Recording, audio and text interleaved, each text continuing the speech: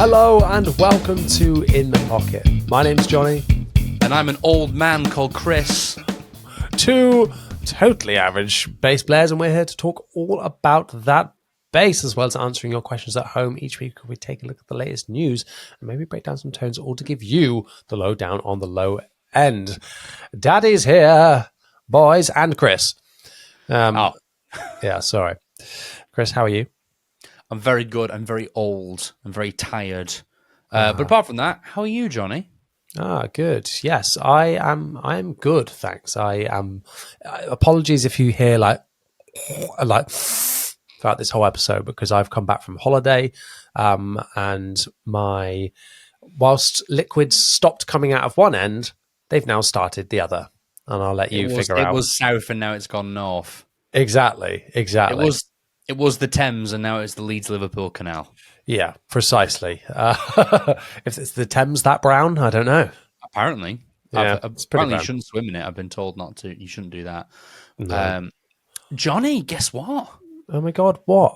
We're in that horrible middle ground right now where I'm a year older than you for like 8 weeks, 6 weeks. I know, 6 weeks. No, surely not. You're in maybe 8 weeks. You're in November, aren't you? I'm middle of November. Yeah. Exactly. Yeah. He is an old boy. Happy birthday for the other day, Chris. Thank you very, very much. I'm celebrating turning 31. I know he's only 31. He looks so haggard. And I hit 1,000 subscribers. Well, the day before my birthday. What a lovely present. I know. Thank you, YouTube gods, and those of you who have watched my stuff and subscribed. Thank you very, very much. It's made my cold, dead heart a tiny bit bigger. Cold and old, just like his cock. Wow, Chris, guess what? Demonetized 1 minute in. Fantastic. Well, we've got to move on from being 1 minute in, because it is a special episode today. And you might notice that this episode is actually delayed ever so slightly, and that is on purpose, because... Nobody brought it up. No one missed us. That's fine. No. Cheers, guys. This is our final ever episode, because no one said, where's the episode? Yeah. Not even my mum. Oh. We want to know today, what the fuck happened at Guitar Summit 2025, and we are going to get down to it this episode. That cup of tea's kicked in, hasn't it? Finally. I had a paracetamol, and it had caffeine in it. I think. Oh, you're ready and raring to go. I'm having, for those of you under 18, a nice glass of apple juice. I mean, it looks like apple juice. What is it? It's whiskey, Johnny. Oh, okay.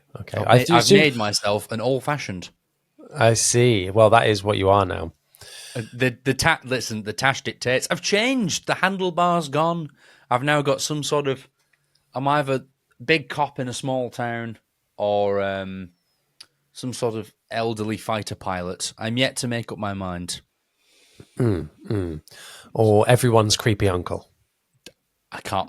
Unfortunately, I'm an only child, so I'll never get to be that creepy uncle. I've always dreamed of. Unfortunately, I know it's a true travesty. Anyway, why don't we talk about Guitar Summit? Because I knew we were going to do this, due to the unique way that we do the news here at In the Pocket HQ, I deliberately didn't look at anything apart from one thing that accidentally was brought to my attention. But we'll get to that. I tried my best to not really find out about anything. Okay, I think you'll know a couple of these things. So I probably will. For those that don't know, Guitar Summit is the biggest European guitar show that we have. Think of it like NAMM, but not with freedom as of big. movement. Yes, not as big at all, but still a big time when brands announce new things. There's a couple of things that we've got along today that were brought up and out at Guitar Summit, and some things that kind of happened either side of it as well that are naturally announced alongside everything else to try and jump on the headlines. Guitar Summit 25, I'm gutted. I really wanted to go this time, but next year, baby. next year. Next year. Let's see if we can do it next year. We've talked about this briefly before. I don't think I'm going to attempt a NAMM trip next year. For the simple reason of, I'm so sorry, ladies, me and Johnny are getting married next year to each other. Yep.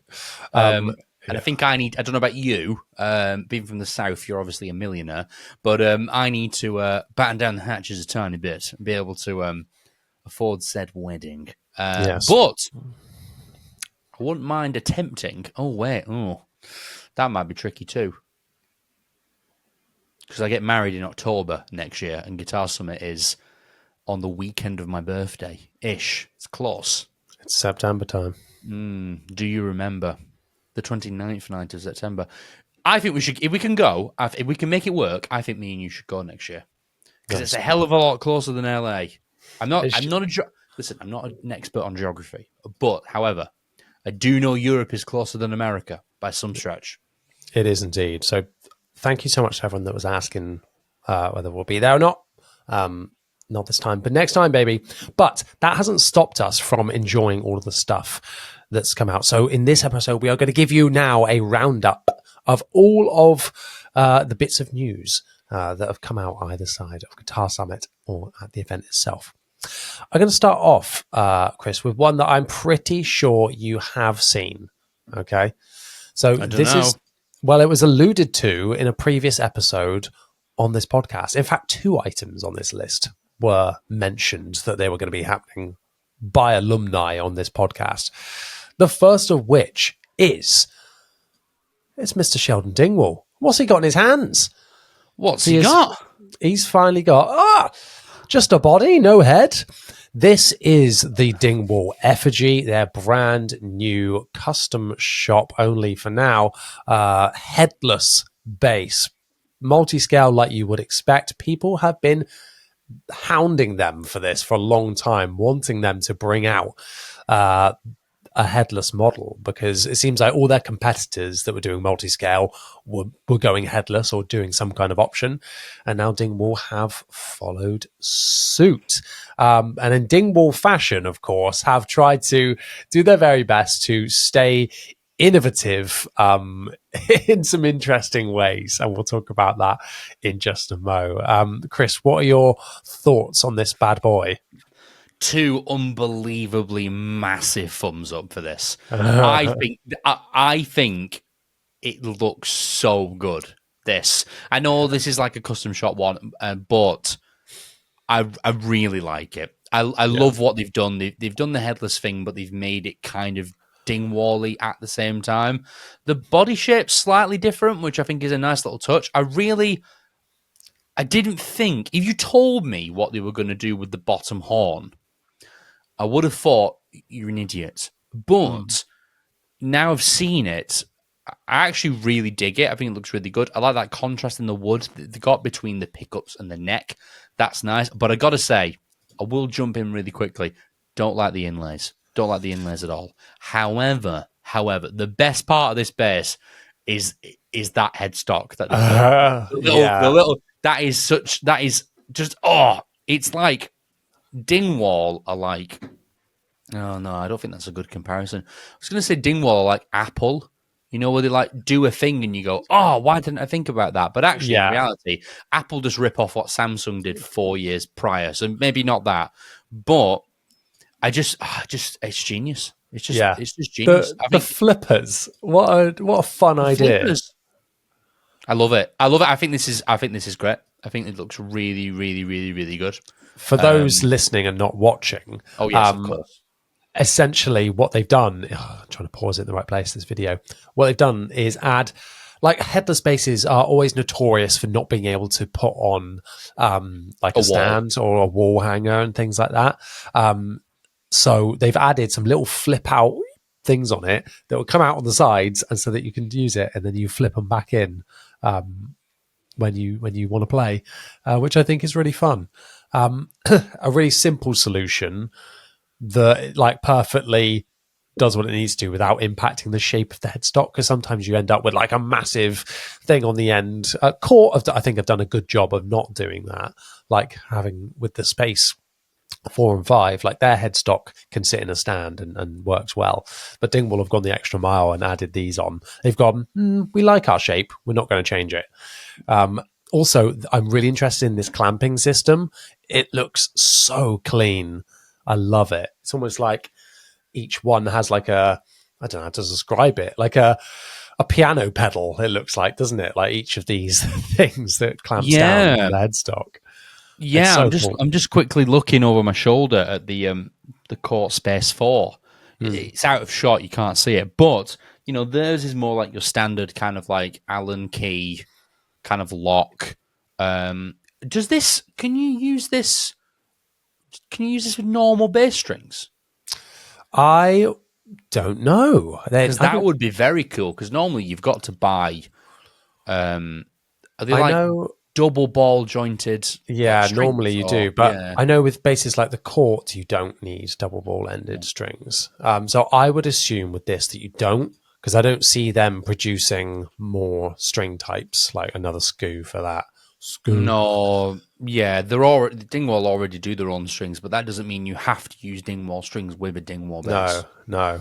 But yeah, this is great. They got like a Formula One aerodynamics like engineer to help them design the headstock and stuff. So I think it's cool. I love shit like that. So big thumbs up. Of course, this is not going to be cheap because it's custom shop only at the moment. So this is, you're looking at what, probably upwards of $4 or $5 grand for this. Do you reckon? My gauge probably. Of price shop. Yeah, probably. I mean, yeah, like you said, it's a custom shop model, so, and it's probably going to be even more complicated to make because it's headless. It's not like they're using they'll make the bodies in batch and then do the thing with it. Yeah, it's not going to be cheap. This no. But if you wanted something headless, multi-scale, and slightly cheaper, I would like to offer this next piece of news as an item. Okay, a consideration, if you like. Here we go. This is a new release from Hills, the HZB4 and 5. This is their new body shape and model with new pickup configuration in here. Not quite as smart in terms of the headstock design and all of that, but a cool offering and body shape from Hills here. They have a really good reputation with some of their older models that they've brought out in the past. They do it in this silver and also this all black finish as well, which I think looks great. I really dig this myself. I think this is cool. Especially with this, I guess it's an H, isn't it? It's like a soap bar and then a single coil in the neck, like jazz pickup. I think these are cool. I think people are sleeping on these a little bit. I've tried them very briefly and they're great. So I would love to give this one a go as well. Chris, give us your thoughts and how much do you think this is? Oh, okay. We'll do price in a moment, but in the meantime, I don't like this, Really? No, for me, this is like everything that you would stereotypically get mocked for when you say, I have a headless bass. Super futuristic looking, like really like futuristic, but like 70s futuristic, like Star Trek. It gives, I know that's your bag, but like it gives off that kind of thing. I don't love it. It looks like I've drawn it in paint a bit. Yeah, I'll give you that. It's kind of like this bit's big, the horn is small. Yeah. Like it is a bit like, it's like AI designed it a little bit. A tiny bit. It doesn't look as good as the Dingwall, but as another comparison, it doesn't look as good as the Court offering. I personally don't think. I think it's I don't dislike it. I like it, but I think that it's not quite comparable to those ones in terms of like design, because they're almost more classic looking. Those ones, they're less aggressive. Maybe this is more of a visually striking bass, but it's probably intentional as well. So can't really knock them for it. It's not to my taste. This is, oh god, £2,000. How about £600? No way. Yeah. That's cheaper than the Ibanez EHB range. Yeah. It's Wow, I'm probably very impressed. Alnico 5 pickups on this. Like I said, multi-scale on there. It's got the 3-band EQ. I'm just reading a spec list at this point. But it's, a cool offering. It's not like a crazy, like this is the 4-string here. It's not crazy multi-scale. Like it's not for like What is mega it? low tuning. This one is, let me find it from memory. Here it is. Oh yeah, it's 34.5 on the E for this one. So it's like not even, it's not designed to be like, oh yeah, this is for like really heavy tuning and So, tuning down. This one is so like the idea that you get the benefit of that lower string as well, but it's only half an inch on each end. right, great. So it's not multi-scale. Okay, moving on. I don't know about the 5-string, what that goes to. I'm assuming that's 35 and a half. I've bloody well up so. Otherwise, what's the point? 34.5 is a little silly. Is a come on. Let's have a That's look. a little silly. What was the SP1? SP1 was 35 inch. Okay. It's got to be at least that. Come on. But also the G string was shorter, wasn't it? Yeah. Okay. So this, the 5-string is a Yeah. 35 to 33. So that's what the Dingwall was. But that was Th- 35 yeah. over 33 over 4 strings. You know.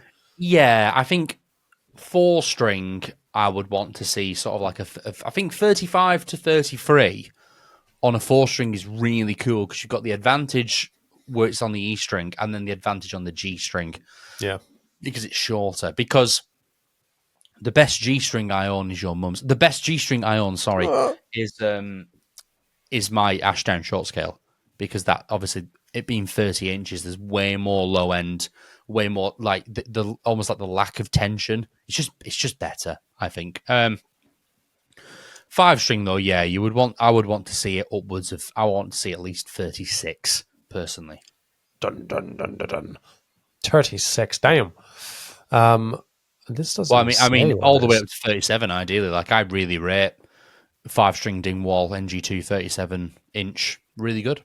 Yeah, that's when it's designed for like low tunings as opposed to like. I mean, what's your Dingwall in? Just B. Yeah, I've had to take it to A once, but no, I like that 37 in B. Yeah. Like, I really like how you get loads and loads of like mid range and loads of like. It's a really rich low B. You don't just get the low end. You can really tell the actual, especially from the E flat, the C, and the B and the C sharp, and those ones.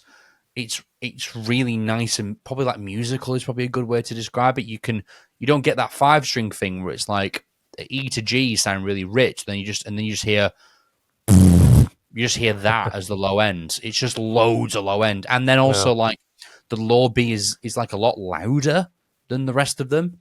Like I don't get that with my NG2, and that's one of the features that I really like. It's not even a loud bass, passive. It's quite quiet, but yeah, there's nothing wrong with that. Was it Hall? Did you say it's called Hills?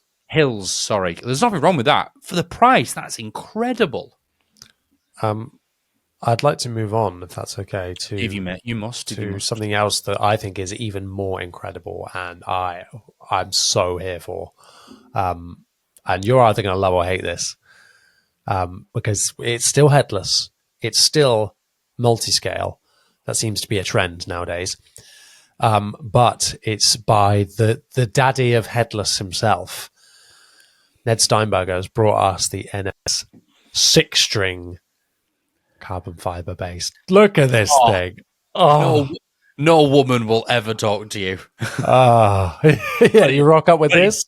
But it's so cool. Oh my God. It's perfect. And like that video that Bass the World released of interviewing him holding this, I was like, Ned Steinberger's the cutest man I've ever seen. Like, it was just like him, like holding the bass, talking about it. And I was like, what a legend. Right, let's talk about this thing. It's fully carbon fiber, so obviously nice and lightweight, but it's designed to be super, super rigid as well, just like something else. And I think this is awesome. It's called the Finn bass. It's obviously got this massive. Yeah, you'd never guessed it, would you? Just in case you forget, it's written on the back there for you. It weighs just 5.5 pounds, and I'm just reading these specs here. Interestingly, what do you think the low B is on this? It's tuned B to E. Tune B to E. Yeah, Oh, because it's 6-string. Sorry. Yeah, it's string. 6-string. Yeah. Oh, so it's tuned like a guitar. I assume so. Because I mean, you can tune it how you want, but yeah, but it was tuned to fourths. It would be B to F. yeah, but this one is not. 35? 35.3 inches. So 35, very well. Yeah. Oh, hang on. I'm being an idiot. No. It's not E to E. I was skim reading that. You can tune it like a guitar or like a bass, this is saying. So it's E to C. So the high C is 32.7 inches. But like the precision in which this is measured out and done, Ned Steinberger is like an incredible engineer, I think. And what he's done here, is no doubt incredible. This massive, I've never seen a pickup like this before. It's huge. You see it? It's like covering the entire thing. The whole bass. Yeah. It's a pickup with some wood on top of it. Yeah. It's crazy. I love it. I just think it's like perfect. It's for what it is. I think it's amazing. If I wanted to own one, I think I might have to save up a few pennies though, because these are limited to 12. Only 12 of them. How much do you think? There's only 12 men. True virgins. It's literally you, Burt Reynolds, Arnold Schwarzenegger in the 70s. Yeah, That's kind of it, really. Barack Obama, I don't know. These will be that's $6,000, something like that. Close. Oh, go on. $9,500. Oh, so close. But this is still cheaper than that custom shop Fender. I was just about to say, you know what, mate? This is garbage because it doesn't have a ring modulator built into it. It doesn't. It's not fretless part way up. Are you kidding me? I noticed SBL have been copying us, talking about that bass after us. We saw it. We spoke about it. It's ours. Yeah, it's art. Get your own topics. Much larger, more successful podcast. Yeah, no. I also saw that. I've not watched that yet, but I think I will. You might get a shout out. I don't know. No, probably won't. Probably won't. Well, they did shout us out once. Remember, they called it Jonny Dibble's podcast. And don't you forget it. Yeah, I was like, cheers, guys, appreciate that. I'm just setting up the beef for a charity boxing match. I'm just setting. As long as that being said, I reckon Ian could take both of us. Oh my god, he would. That man hugged me, and I nearly died. Nearly crushed me. Yeah. Awful. And Scott lives in Yorkshire, so he counts for 3 men. Yeah, right. The real one is when I have a sword fight with Danny Sapko. That's the end game for this podcast. A sword fight with Danny Sapko, the ruler of the base Northerners. There we go. Wow. Okay. You heard it here, guys. Tag him down below. Yeah, we need the engagement. If you could, that would be great. Thank you. Well, bass. Oh no. You know what, Johnny? I'm so sorry. So I actually owe Danny a public apology. Danny has sent me one of his beanies, and he said, "If I send you a beanie, will you wear it on the podcast?" Oh no! It's in my work van. It's in my van, so I can't wear it right now. But I tell you what, Danny, I'll wear it when you come on as a guest. That's like wearing a band's merch to their gig. You got to wear another band's. I wanted to. Why am I hearing this for the first time? Why is it weird to wear merchandise for the band you're going watching? Why is that a weird? Do you not do that? It's not cool. It's like, we know that you like that band because you're here. But you wear a United football shirt when you go watch Manchester United. Idiots. I mean, the Manchester United supporters are idiots, but that's not the point. So why? You're telling me do what you want. Well, yeah, thank you. So you're telling me it's weird for me to wear a Metallica t-shirt to go see Metallica? It changes on the scale of the band, I think. Did you wear a Taylor Swift T-shirt to go see Taylor Swift, or did you watch? Did you put on like a? I wore an RSPB. Jepsen? Yeah, I wore an RSPB T-shirt that said Swifts on it. I mean, that is obviously infinitely better. And it had tour dates on the back where the Swifts fly to over the summer. That's incredible. It's so good. That's honestly, that's the greatest thing I've ever heard. Man, that is incredible. RSPB. Incredible. Yeah, but why does it change? What's the sliding scale? Sorry, this Steinberg bass is very nice, but we need to talk about this for just a quick second. So can I or can I not wear...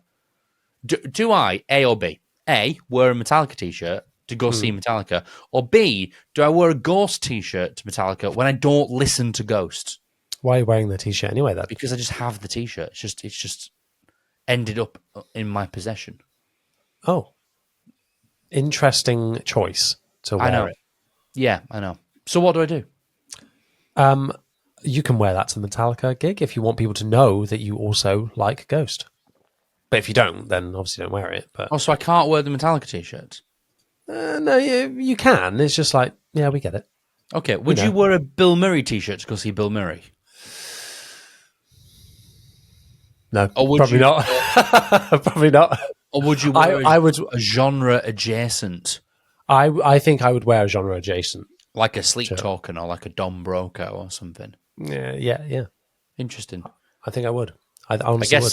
I guess you're just a lot more fickle than me and you care about what other people think. Anyway. Yeah, that's it. That's why... That's why I've got a mustache and you don't.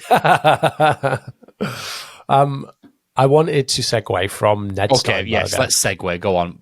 Let us. You know what? Actually, in all seriousness, if you're at this point of the episode, I really do actually want to hear your opinion on this. Like, I think you should wear. Everyone is going to agree with you. Everyone will agree with you. No, everyone's going to agree with you because everyone's going to agree with you because this is not the first time I've heard this opinion. Oh, really? I've heard this before, and I made it very clear that I didn't agree with them. Well, weird. Anyway, go on. Go on. Let's move on. Let us know down below, please, and thank you. Let's move on from one Ned Steinberger product to another ? Because thumbnail face. Because Spector have released a new line of basses. The Icon series, of course, the NS standing for Ned Steinberger, as who inspired the body shape. Did not know that. Yep, that's what it is. I believe so. Anyway, to the best of my knowledge, that's what the NS shape is. It's his influence, because him and Stuart Spector, is it? Used to be buds. So yeah, co-designed it. They have released two new models, the Bolt-On 4 and the Bolt-On 5. Let's have a look at the 4 first of all. Essentially 4 and 5 string Euro style, so the high-end Spectors, but made in Indonesia and with bolt-on necks instead of neck throughs. So that's how they're bringing the cost down to give you the Euro style headstock, inlays, specs, but by changing it ever so slightly. Comes in a multitude of finishes, each one with gold hardware. Got this kind of, I don't know what they're called, the finishes, but essentially like a gloss black, a gloss white, this kind of red-ish color, and then a grey. How would you describe it? Like lovely, like a charcoal burl kind of thing. Wow. Yes. I'm so sorry, Johnny. I know you're probably going to ask me how much I think these cost. But I got really excited and just... Did it come? I had a quick Google, and on Bass Direct, there's one for £800. Damn! That's pretty good. £800? Yeah. That's too cheap. That sounds like an ad, but... Yeah, well, yeah. Well, yeah, you should know. You've done a review, which I've definitely watched. Yeah. I'm just typing it in. Spector. There wasn't a lot. I didn't get like an Anderton suggestion or anything like that, weirdly. No. Let's have a look. Oh, yeah. £819 for the 4-string. Oh, wow. That is cheap. A little bit. Well, I mean, the price that I got is probably like top retail price. as opposed to like what they actually will go out as. Because What normally it's like it was about $12.99. It's quite No, a lot more than I think it is. £800, Johnny. Well, yeah, but I think $12.99 was like direct, well, from them, and I want to say, is that dollars? No, they gave me pounds. Really? They gave me it in pounds. Right. For the 4 or the 5? For the 5. For the 5. Oh, okay. I can see that. I've got to be honest. £800. That's impulse. Is that you? Oh, no, you didn't use that picture, did you? In my head, I thought that was the picture you used for your thumbnail. That's not me, no. Your slap technique is far worse than that. Mine's got a pick, I'll have you know. Oh, yeah, even worse. Ugh, that's like, I hate you. You know what? Proper ick territory, this. You ready for this? Go on. How do you hold a pick? Hang on, let me get one. I know, because obviously I've got some to hand. Oh, we've been over this, because I don't hold it like a normal person. No, you're like... Oh, yeah, so you do this, this weird, like... Do you do that? I can't see what you're doing. The thing where your finger is folded over kind of thing, this. I'll hold it like that. Oh, okay, so you hold it with 3 fingers? No, it's only being held between these two, really. But that is there, kind of... I guess the middle finger is touching it as well. Yeah, but you don't do what loads of people recommend, where they kind of like hold the pick like this. Can you see my screen? Yes. And then they kind of put the thumb on it, and then the underneath like this. So they're like holding it like that, like a fist. A little bit, yeah. That gets recommended a lot. No, I'm basic. Well, I guess I'm more like this. You're like like this. You're more like this. Well, 2 fingers on it and a thumb underneath, I guess. Yeah, you're kind of okay, right? Whereas I kind hold of in between that. I hold it like this. You're like the Hetfield. Well, yeah, which I only found out when I was about 10 years into playing guitar. So do you stick out your fingers like that? No, they're just relaxed. Okay, that's not It's not a million miles off of me. They're just like this. But it meant when I was a teenager playing guitar, I could go into doing finger tapping by just hiding it like this. Oh, It's hidden there, and I actually still do that. So when I'm playing a song, I might play it with the pick, for the choruses, and then if it's like a really calm verse, I might do this and play with my thumb. The pick is hidden away in the between my ring finger and my knuckle, and then I can get back to it like that. well, damn. Tips for you, ladies and gents. Exactly. Anyway, sorry, I was going to mention, I know you said 1,300 then, but 800, that's bloody good money. Oh, that is insane. That's insane for this. That's too cheap. So these come with Aguilar pickups and I'm almost tempted to, I'm almost tempted to buy it right now. Yeah. I won't do. I'm not going to do that, but I want to.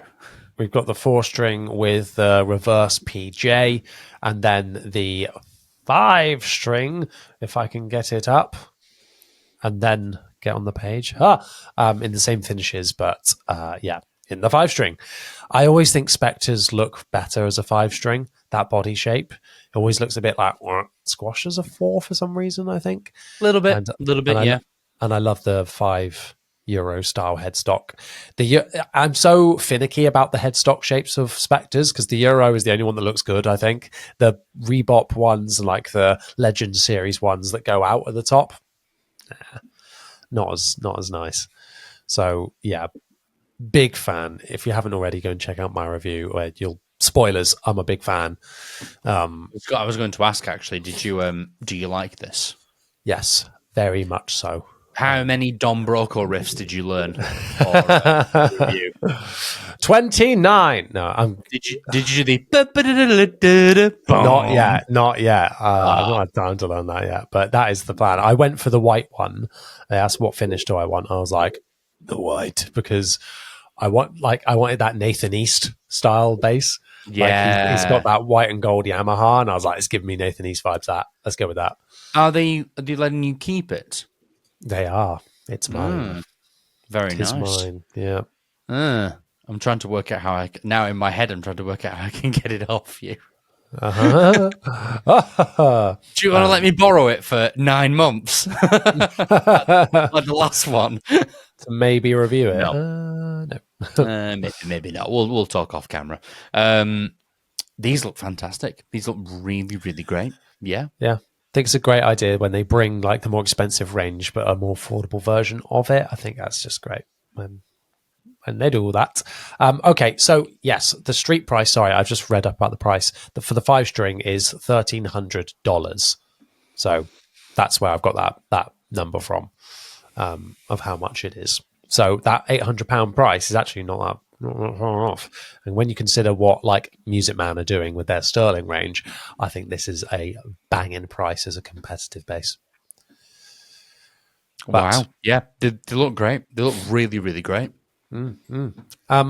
This next one was specifically released at Guitar Summit.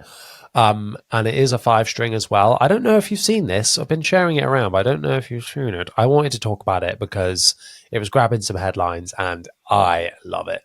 It is Vuorensaku have released the Deep Blue 5. It's essentially I think it's a short scale 5-string with a Darkglass preamp and drive built in.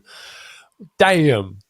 Look at, oh my God. You know, when you see those basses every so often that you're like, oh, that is, it's just so different that I haven't seen for a while. And I love this. Oh, it's a 33-inch. Sorry. So it's a medium scale, I suppose. But yeah, I think this is amazing. Look at the little like activator switch on the preamp there. Oh, so good. It's giving like Jaguar / Telecaster bass vibes. Whilst just, I don't know what kind of pickup this is. I love the like recessed binding type thing that they've got on the body. Wouldn't have chosen it in this color, I'll be honest. If this was black, I think that would be even infinitely cooler. But I dig it. Yeah, big fan. Chris, was that you trying to get attention when you hit your microphone? No, I was just moving the mic. I'm sorry. Bong. It's got the, hang on, let me just read up. Darkglass tone capsule and an Artec QDDD overdrive. Okay, interesting. Which has just got a volume and tone. It is made. The pickup is a lace Alumitone bass bar 4.5. Wow, never even heard of that. And I've never seen a pickup like this before, but it's cool. I love a single pickup bass. It's just rad. What are your thoughts? Just because you can doesn't always mean that you should. You know what? I will say, just the recessed binding is very cool. And I do like the look of that pickup. It kind of stops there for me, though, to be honest. But in all seriousness, I bet this actually sounds mint, to be fair. Yeah. I bet it sounds really cool. I just think it looks a bit silly. Silly? You think it looks silly? Well, it is silly. Of course it's silly. It's got a built-in drive, but I would never have that. Someone on meth made this in a shed. No. That is, I mean, the only thing that's weird about it is the fact it's got that built-in preamp. And but it's like a weird, super vintagey Telecaster bass with like a really modern preamp and then a built-in distortion. Fuck yeah. It's hell yeah. But what is it? Bass and treble? It's a 3-band. Oh, it's bass, mid, and treble. Yeah. To be fair, that's quite good because on the Darkglass preamp, that's like, if I remember correctly, like 80 hertz, 500 hertz, and 3K. So those are all very useful bands. It's not like you get, 40 hertz, 3K, and 5K. Those kind of things. Yeah. So to be fair, that's probably actually quite cool. But I don't know. I just think it's a bit silly. I would never have one, and we've spoken at nauseam about like having built-in drives and how silly that is into guitars. I'd never do it. 100%. I'd never do it. Yeah, I think 100%. I agree there that's stupid. I would take this with the 3-band without the drive built into it all day long. But it's giving me like, it's like Telecaster meets Jaguar bass, and I flipping love an Offset. So this is a bit of me. This I can totally see why you like this. Absolutely. I don't, but I can see why you do. Fair enough. Well, whilst we're on the topic of Darkglass, let's move on to their announcements, which you have done a video on, Sir Chris, because they have launched the Entropia. And I'm going to hand over to you right now to give us your thoughts, and B, a description of what this is. Oh, sell everything. It's brilliant. So the Entropia is basically, I'm trying to work out how best to word it, in one little effects block inside the anagram. So like one pedal block. You say the way you'd have like a chorus, a cab sim, a compressor, all these kind of things. You get access to a full free band distortion unit. So you've got like clean low end, and then that you can choose to control the compression of that, what style of compression, all these kind of things. Then you've got your mids and your high end, and with those you can apply different pedals to that. So for example, you could have a really clean low end. Then you could, in the mid range, have like the vintage microtubes set to like kind of mid gain, not a lot, but nice. And then on the top end, you could have like a rat on full, super fizzy, that kind of thing. But you're not losing any of your low end. And then from there, you can tweak all those individual components. And that's kind of like, that's the whole block. I'm sure the comparisons come thick and thin. This is like, it's really similar to something like the Parallax, but there's more like, how would I describe it? Like usable options. Like on the Parallax, you've got, low, mids, highs, and then the mids and highs is just how much drive you want. You can either have lots or not a lot, that kind of thing. Whereas this is you're applying the tone of different pedals. So you could have like, again, I use the example of the vintage microtubes in the mid-range and then like a rat in the high end. You could also have like a B3K in the mid-range set to like really grunty and scooped. But then the top end, you could have like the Alpha Omega on the Omega setting on full bore. That kind of thing. You can do those kind of things. What I was impressed with is, and I'm sure this is intentional, one, you get all that control in one block, so you're not taking up oodles and oodles of space in the signal chain, which is very nice. You get all that power in such a compact unit. And this is really good into the front of like an amp. So I tested this going into like a Fender Bassman and an 810. But then I also tested this just going into like the Noble DI. And in both scenarios, it was really good. So I think you can tell, I feel like you can tell they've made sure this is good as a DI and good as a cab sim. Good going into a cab sim. So yeah, it's very good. And it's got a new feature that I hope Darkglass continue to do with that Darkglass continue to do with new updates to the anagram. They had presets inside the unit. They weren't called presets, they were called templates. But you could have like modern metal, warm and woolly, vintage rock, those kind of things. And they kind of just done a lot of like, so in my YouTube review, I didn't mess with the settings in any detail. I literally just went through all the presets, and just going into the front of an amp set really clean, it showed an 8x10 cab sim. It showed a really wide range of tones. Like you could have this like super scooped, super bright, super modern, aggressive, metal, the Dingwall thing. You could have that kind of the Darkglass Dingwall combo. You could have that. And then in the next preset, you could have like this really nice rock tone that wasn't like super bright. It was like sensible low end and then like loads of pushed mid range. Like a really angry kind of like push tube amp sound with loads of mids. And I really liked how with one click I could go from modern metal to like Rush, like and back round again. Really cool. Really, really like this. Darkglass, like as a long-time Neural DSP user and listeners of this podcast know, I've had a lot of criticisms of the Quad Cortex. The main one being just the lack of like support for bass players. Yes, Parallax is on the Quad Cortex after 4 years. And they finally gave us an OC2 and, all these kind of things. But since launching the Anagram, and the Anagram is not an old unit, is it? It's not old at all. Since adding it, we've got all of these lovely octaves that were found in the Kamos pedal, and those are 3 different octaves. They've added 4 new pedals in terms of there's a really great Sans amp, there's a really great Boss ODB1, there was already a decent fuzz in there, but it was the duality. Now we've got a really good Big Muff, and it's really good. It doesn't do the Big Muff thing, you click it and you just disappear in the mix. It does not do that. It's really great. The mid-range is in the right spot. And then they've just added this huge, really detailed digital unit inside what is a really small compact pedal. It's ridiculous. Darkglass have completely ran away with this now. What they've done is they've done exactly what they should have done, and that's keep giving and giving and giving to be a real competitor to Line 6. Because let's be honest, that is the main competitor for this.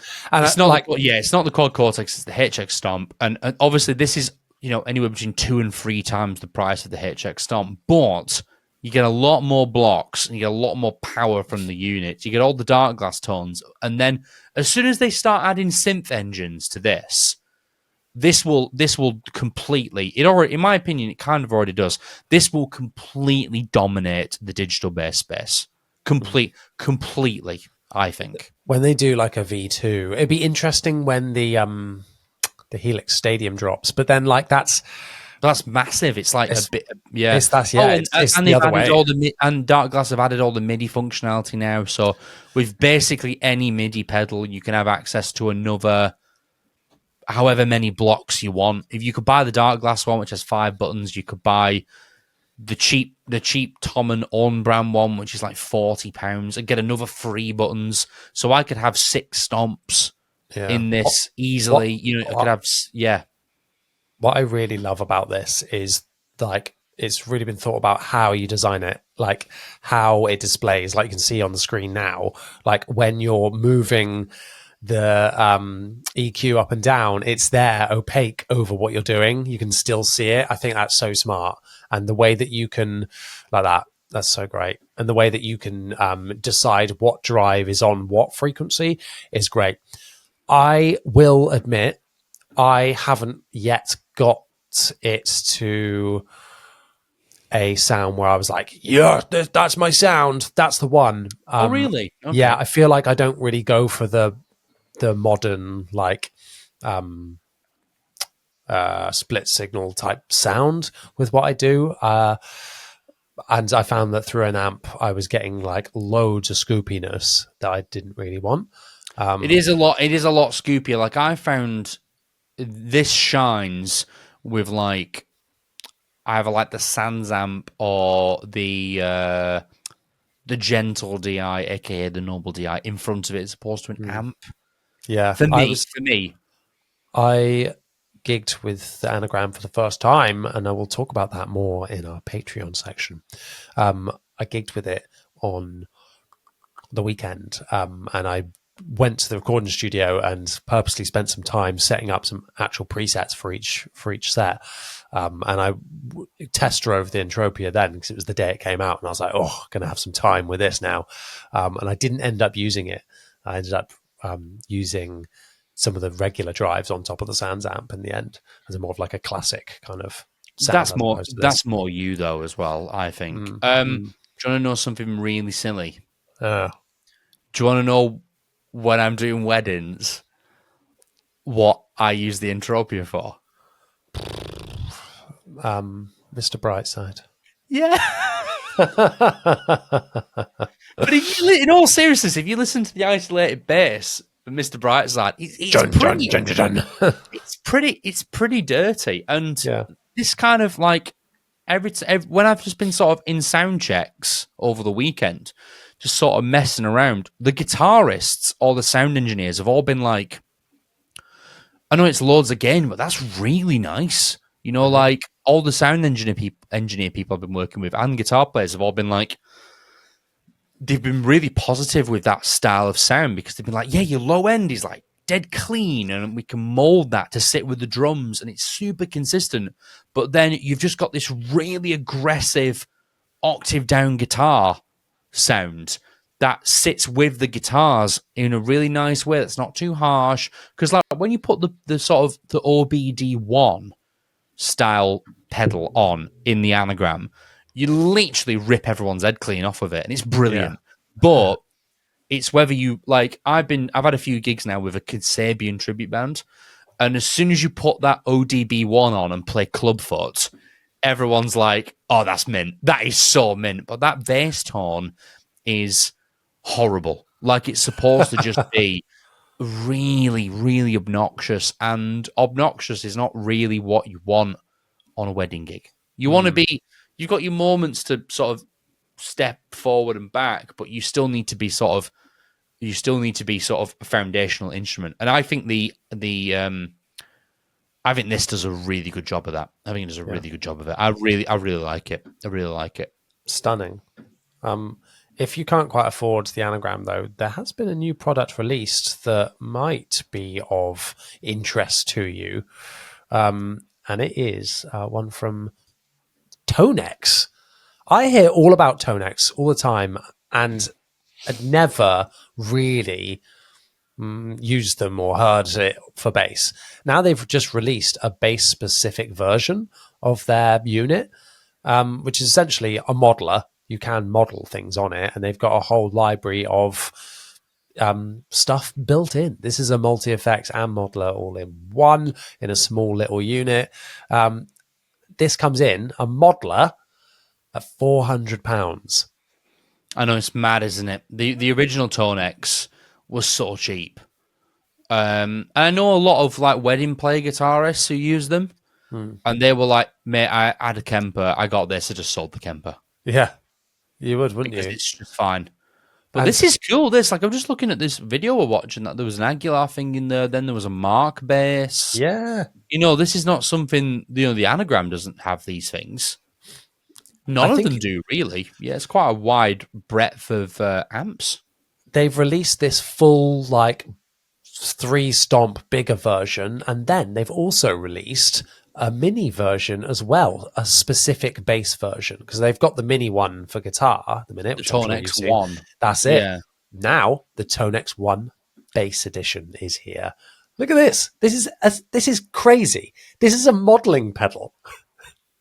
Look at the size of it. That's so cool. Like, it's 180 quid. That's brilliant. It's mad. I'm assuming you can only load like one thing onto it. Yeah, I think with this one, I don't quite know how many you can load onto it. You definitely get a smaller selection of stuff that you can put onto it when you get the smaller one, which for bass players isn't necessarily, the end of the world. The end of the world, yeah, because you're still going to get your main ones, but you don't get as many like pedals and things like that are pre-built into it. But yeah, I just think this is great, and I've not heard it yet. I've not heard it. I do have a grumble about about the big one, and I have a secret as well. Secret being, there's been one in the shot the entire time. Whoa! Have you been sent one for a little reviewy doodly? Yes, indeedy. This will be out on the channel at some point. We've got the Tonex Bass 1 right here. Looks very tasty. But can you tell what I don't like? Oh, I know what this is going to be immediately. Is there no DI out? There's no flipping DI out. What are you doing? That costs extra, that, mate. Well, neither does the HX Stomp, and everyone... But that's not designed for bass players. No, that's very true. And neither does this little Tonex 1, but I'd let them off because it's so small. I'd let the one off, but the main one, like, I'm sorry, what would the majority of bass players want? An XLR out or MIDI in and out? I think, well, I don't even need to answer that, do I? Come on. It's MIDI. No, clearly. It's MIDI, obviously. Duh. Yeah, that's the biggest annoyance about it. I think I've not plugged it in. I'm reserving all other opinions of it until I give it a play. But yeah, seems like a fun product. So let's go.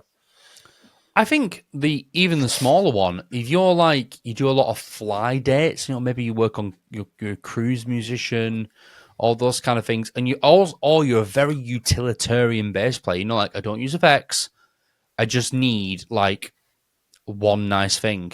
This could be set to like I don't know some sort of nice tube preamp sound, Yeah. or like a B15, or something, or like an Aguilar amp. Just something nice, clean, done. This could literally be like in your gig bag, And or in because these are modelers, yeah, like they're all going to be super high quality as well. It's not just like their this is great. approximation of it. This there's a lot of working bass players I can imagine who would just have I have my bass, a tuner, and this. I'm like done, Yeah. done. Well, from one multi effects to another, shall we do a giveaway? Oh, go on then. Oh, go on then. Right, I'm going to stop sharing my screen and get the product in question right here, because we are about to give away this Boss GX10 guitar effects processor. Yes, it is for bass and guitar, this bad boy.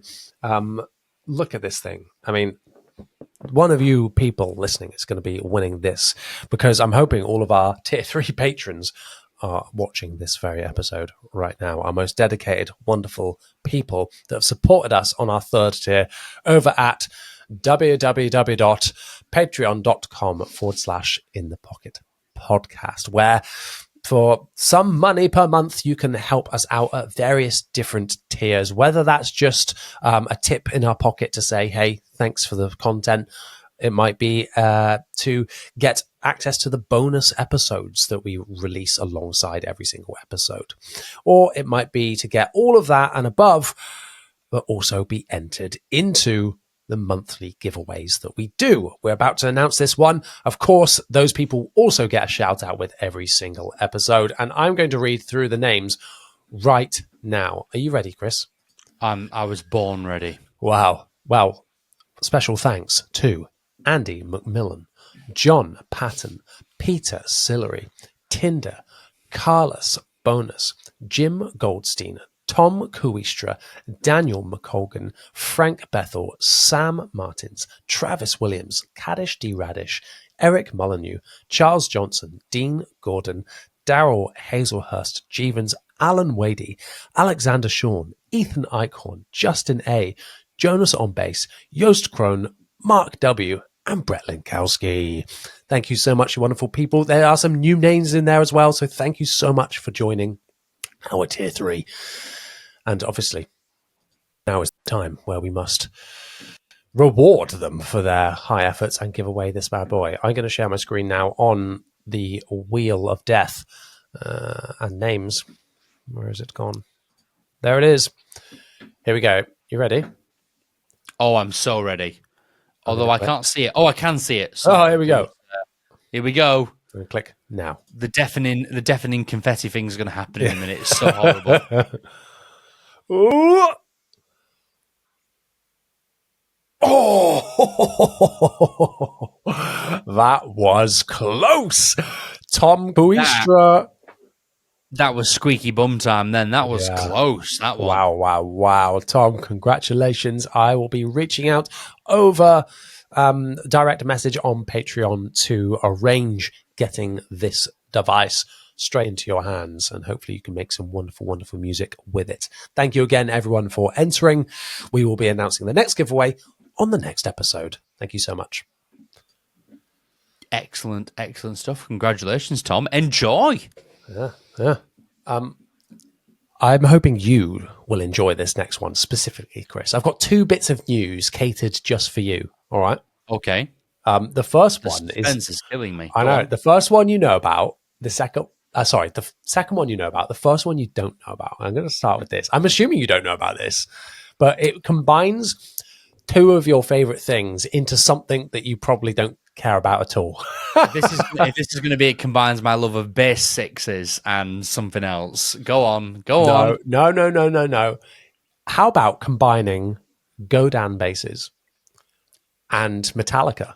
Oh, I've seen it. Get it Oh, up. you've seen Come it? on. Oh, Of course don't. I've seen it. Get it up. It's the greatest thing since sliced bread. Let's go. There we go. Come on, tell us I'm all never about going it. to buy it. I'm never going to play it. It's What the have we best got? thing ever. Tell me. For reasons I don't understand, Robert Trujillo has an acoustic signature bass of Godin. I've never seen him play it. Listen, I've seen Metallica live 6 times. I've never seen him play the thing. It's such a rogue product, isn't it? Like and a 5-string, It's a weird choice. a 4-string and a 5-string, and this I know, insane but yellow. you know what? Rob can do no wrong. If you're ever listening, please, I beg of you, please come on the podcast.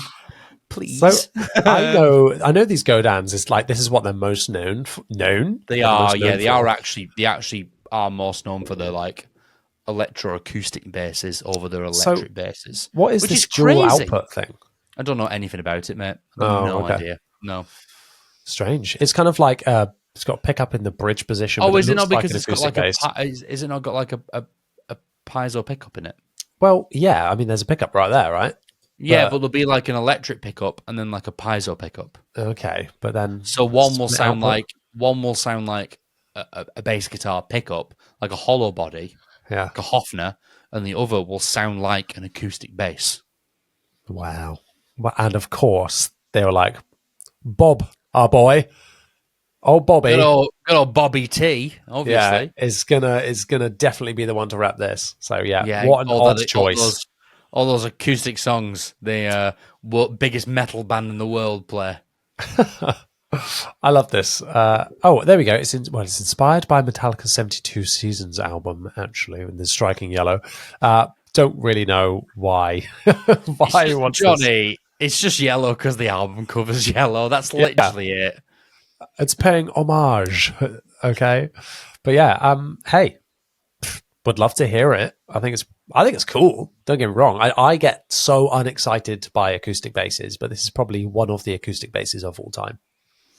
I mean, Robert Trujillo from Metallica's playing it. Obviously, I think it's the best thing ever.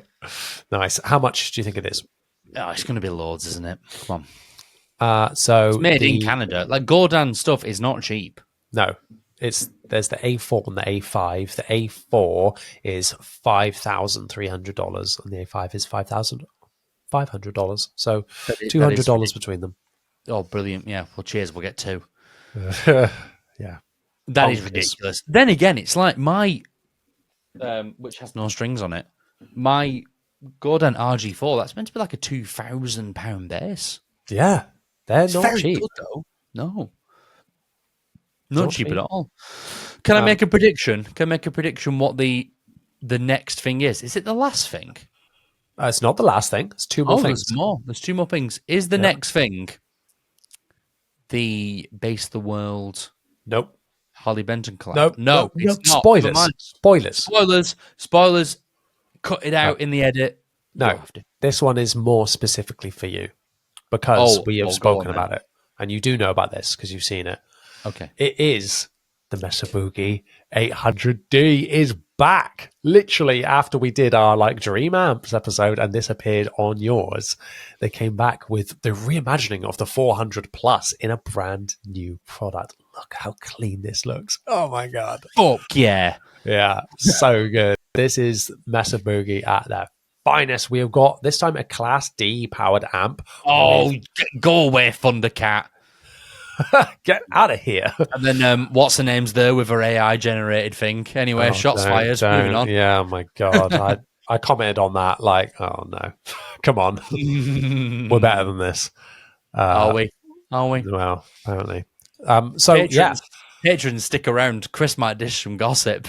Yeah, we'll talk about it there for sure. Yes, we will. Anyway, go on. Very simple interface on this new head. Just a mute, a gain for high and low gain, a high pass filter. Did the original have that? Don't remember. 3-band preamp with a deep and bright switch. I love that on amps. And then just a master at the end. Super, super simple. This is great. I would love to hear this amp. To play through this would be incredible, I think. I don't know how much they are. I think they're pretty expensive, as all Mesa products are now. But yeah, this is essentially to bring back the classic 400 plus, but in a more modern and kind of gig-worthy unit, if you like. I think this is so cool. Yeah. Unfortunately, it's not going to be a super affordable piece of gear, but it's so cool. So cool. So cool. Why do you like these? For those that didn't listen to our last episode, why is this the head? I've never even played one, and it's like my favorite head. I think it's just because, well, it's Jason Newsted from Metallica, Mesa Boogie 400 plus. Like, I think they probably got me because like the dual rectifier is like my favorite guitar amp. So they kind of just got me as I moved over to playing bass, which is hilarious because like my heart belongs to Ashdown, and it pretty much probably always will do. But I just think Mesa Boogie are just cool. Like they're just a cool amp. I agree. But yeah, they're just cool. That's probably the best way to describe it. That being said, I bet if me and you imagine if we played this and went, this is shit. It sounds awful. Yeah, it sounds like crap. This is, I've just seen something that's actually very, very flipping cool about it as well. I'm just checking. Yeah, it's 800 watts because it's called the 800D, obviously. But which is pretty good. 800 watts is pretty good. That's banging. Look on the back. We've got a USB on the back for USB power, it says here. So I'm assuming that's so that you can power things with it. Wow. Isn't that cool? So charge your phone. You can change the impedance from 2 to 8 to 4 ohms. That is amazing. Love that. Okay. Yeah, that's good. Yeah. Okay. Everything you could want. DI, of course. I think this is an awesome product. Cabsim? No cabsim. Shit. Never mind. Not to my knowledge, no. I mean, there's nothing on here that says turn it on and off. That being said, the last few times I've ran this RM 500, I've done it without a cabsim. Yeah. You're well off that now. I can't remember how many tubes this has got in it. I want to say, it's one. One tube. It'll only be one. It's Class D. Yeah, but most only Class D stuff will have two normally. What's it got? Like one tube in the preamp. Yeah. Yeah, because it's a Class D power amp, so that's like kind of solid state. Yeah. I want to try this. This is cool. I have the price. How much do you think? You love this game. You love it. $2,000. I don't know. £999. Wow. I think that's great. That's not what I was expecting. For 800 watts, that's not bad at all.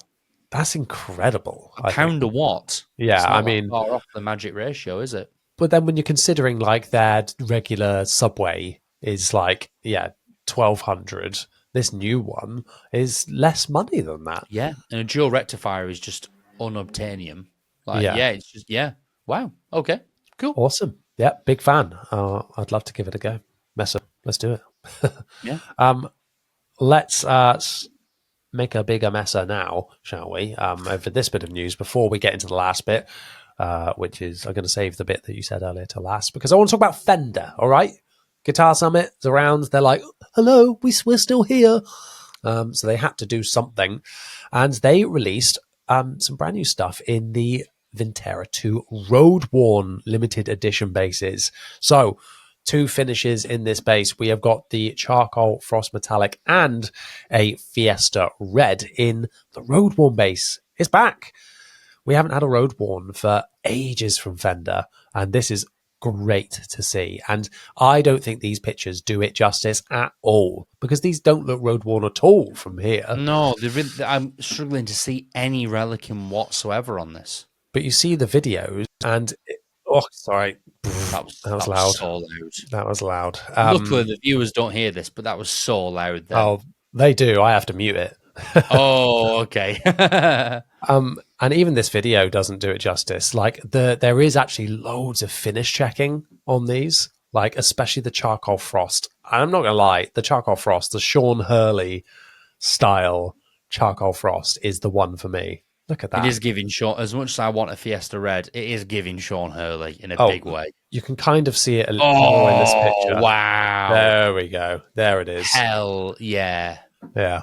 it just looks like scratched from this picture, but like the checking on it is pretty substantial, and it's of course nitro finishes for not that much money. Like this is 1,400 new. I think that's pretty good. It is made in Mexico, but It's not too bad. Yeah, for the Vintera range, yeah, vintage spec, I think that's pretty good. I'm torn with this because for a while Fender used to do the Highway 1 range. Oh, yes. And I've got a Highway 1 Telecaster. Oh. Yeah, which is obviously Mexican made, but nitro finish. And I mean, I paid about 400 quid for it, but knew they were about £700-800. Yeah. Yeah. So you were getting Mexican nitro finish for like that cheap. I have a Highway 1 P bass on my like want list. My god! Same. Yeah. I nearly bought one a while back, and I kind of wish I did. You should have. You really should have. Yeah. I am going to check whilst we're on the call. I'm going to check to see if it's still available because it's quite a reputable seller that I bought from before. So it could still be there. I've sold quite a lot of gear recently. So yeah. Maybe.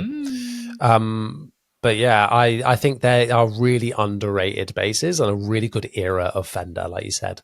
Fantastic.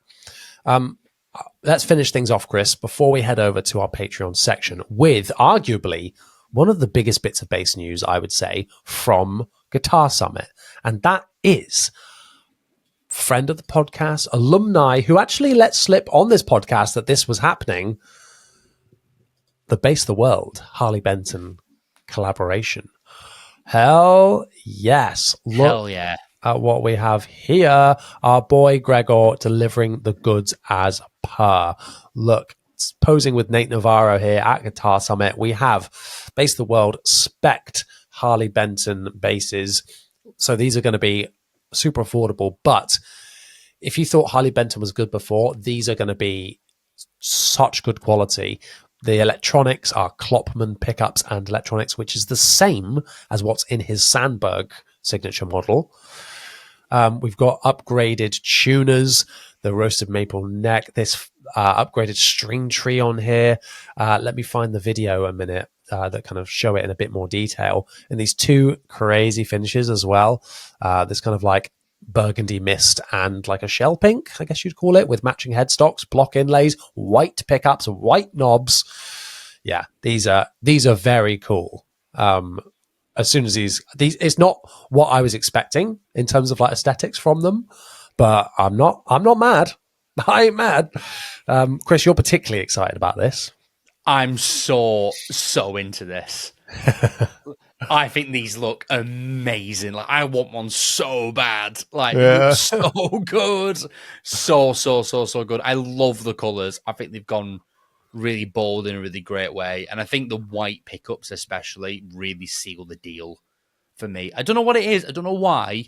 I just really want like the pink one and to put flats on it. Yeah, it's a vibe, man. Did you see that? Did you see the shot of that neck then? The neck is amazing, and the subtle glitter finish they've got on the bases.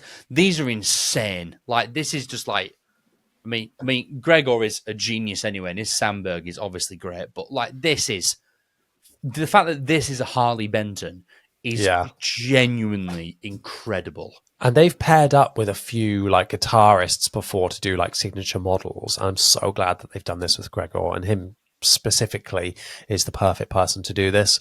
And yeah, super happy for him and the team there on the release of these, because these are awesome. I'm interested to see what they'll do about weight. I believe the body is alder or ash or something like that, something quite traditional. I think it's older. I think it's an older body. Yeah, which is, classic Fender spec, but I'm assuming it isn't going to be as heavy as normal Harley Bentons, because that's always my top criticism of them. Great, heavy, really heavy. So really? Okay. Yeah. Like the jazz bass, the one that this is based on, is amazing, but it's just heavy, man. That's like the biggest drawback. The only thing we don't know about these yet is price. Not announced yet. These are going to be hitting the shelves and by shelves I mean Toman, in 2026 in the new year. These will be hitting the shelves. All right, you can get your pre-orders in soon, I believe. Oh god, we've moved on to another video. That's not what we wanted, but yeah, sparse details for now, but I'm super excited and interested to see what price point these will be. How much do you reckon they will be? £300-400, hopefully. Yeah, I reckon they'll be around like 400, like high end Squire price. I'm thinking. I If hope they're under so. that, I'll be really impressed. I mean, the Well, I enhanced. mean, yeah, I was going to say Harley Benton have that advantage where it's Yeah. just the builder is the distributor. Exactly, and that's how they're able to get it So- so good. Oh, do you know what? Yeah, I was looking at the jazz bass that these are like based on originally. Those are £200 new, so they Wow. could be in the 300 remit. Yeah, yeah. That would be amazing. I mean, I'd buy both. Why not? Yeah, I think this is great. I think they'll do more finishes down the line as well. I think that they'd be silly not to be honest, because I think these will sell. But yeah, big fan. I will show. I think these look fantastic. Genuinely, really, really want one. Like especially that pink. Oh, I will always have a soft spot for pink. Always. vibe machine. Yeah, yeah. I think the pink steals it for me with the white. Oh, especially in those pictures. Damn, I so agree. cool. Oh, but then the shine on it here. Oh, it looks good in that video. The purple. Oh, this is one of those ones that is going to look absolutely better in person as well. Oh, look at that neck. the roasting on that neck and the flame on the rosewood fretboard. Sorry, I missed that. Goto bridge, steel frets. This is looking at this now with these specs that are coming up on screen. This is actually insane specs for Harley Benton. CTS pots, like what? This is like American Fender stuff. This is madness. Imagine if it's £1,500. Oh my god! Oh look, who's this guy that's commented? Chris, you said you love the pink. I do love the pink. It does. That's love the me. pink. That's I like me. your comment. There you go. Damn. Thanks very much. Damn. I think this is awesome. Oh look. Oh. Sorry. What was that? I've just found out something. I didn't know this. Go on, because I can't read that from here. Sorry. Yeah. Harley Benton replied to someone's comment saying any info are on the other color options. And then Harley Benton replied saying burgundy mist for the higher end one and shell pink for the more affordable one. So they're different specs. Interesting. Oh, I did not know that. Okay. I thought that they would just be the same in two different finishes. Yeah, me too. Interesting. Wow. Okay. Harley Benton. Someone asked price point in pounds, and Harley Benton replied 700 baked beans. Joke. We don't know yet. Legend. Whoever gives an immediate res. Yeah, 100%. Love it. Awesome. Well, that brings us to the end of our Guitar Summit extravaganza. We thank you all so much for staying tuned and bearing with us through all of that. So much new and cool stuff. So, yeah, thank you so much for watching. We're going to head over now to Patreon for our bonus episode, where we will be talking a little bit more about our gigging experiences recently. Chris has had a hell of a road trip for some gigs and was actually doing some lead vocals, which was fun. And I did my first gig in months. So we're going to be telling the tales of what happened at those shows in the Patreon section. So if you're a patron, make sure you click the link on there. If not, make sure you click the link in the description. Check out our tiers and see how you can get involved as well. Chris, where can people find you on the internet? You can find me quite literally everywhere under That Guy on Bass. As I said at the start of the episode, I've just hit 1,000 subscribers on the YouTube, which is bloody lovely. Thank you very much to everyone who's done what I've begged for the last couple of months and gone over, had a look and subscribed if they like what they've seen. If you haven't, please have a look. If you like the videos, watch a few, maybe even consider subscribing. That'll be very, very, very, very, very much appreciated. I've got lots more videos planned. It's all going everything is proceeding according to plan. But Jonny, where can the good people find you? You can find me over on Instagram and YouTube at Jonny Dibble.